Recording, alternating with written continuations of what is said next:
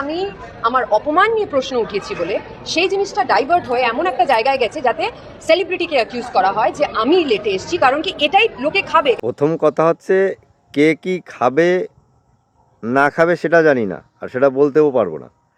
দ্বিতীয় কথা হচ্ছে মিমি চক্রবর্তী নামে যে একজন সেলিব্রিটি আছে, এই ঘটনাটা না ঘটলে আমি জানতেই পারতাম না যে মিমি চক্রবর্তী নামেও একজন সেলিব্রিটি আছে। অনগড বলছি, মিমি চক্রবর্তীটাকে সেটাও জানতাম না।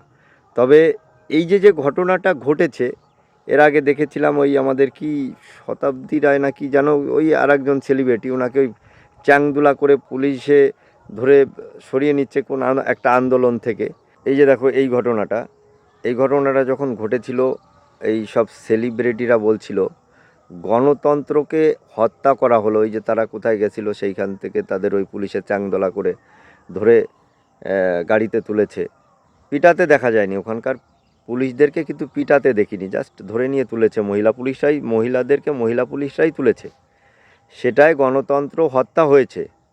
তারপরে এই যে 12টার পরেই ওনাকে স্টেজ থেকে নামিয়েছে, তাতে উনি অপমানিত হয়েছে। মানে সেলিব্রিটিদের ক্ষেত্রেই গণতন্ত্রকে হত্যা করা হয়, তাদের অপমানিত করা হয়।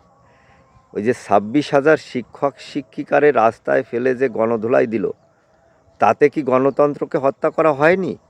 আপনি যে বিষয়টা নিয়ে ওই লোকটার প্রতি কেস করেছেন, সেই বিষয়টা হলো কি রাত 12টার পরে নিশ্চয়ই আপনার 12টার আগে নামায়নি।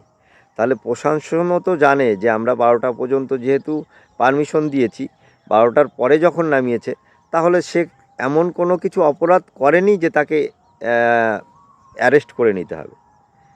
আমার ভাই পুঁজি কম বুঝি কম, এই আমার যেটা মনে হলো তাই বললাম। আর একটা কথা বলি আপনাকে, মিমি চক্রবর্তী, আপনাকে ম্যাডাম একটা কথা বলি, আপনি কি যদি সেলিব্রিটি হয়ে থাকেন, ওই সমস্ত সাধারণ মানুষের জন্য সেলিব্রিটি হয়েছেন। ওই রানাঘাটের কথা মনে আছে কি? আরে ওই যে শিল্পীটা উঠেছিল, যেমন পাবলিকে তুলেছিল ঠিক তেমনি ফেলে দিয়েছে।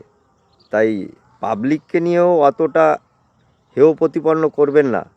আপনাদের সেলিব্রিটিদের সম্মানটাই সম্মান, আর আমাদের সম্মানটা হচ্ছে ডেউটিন।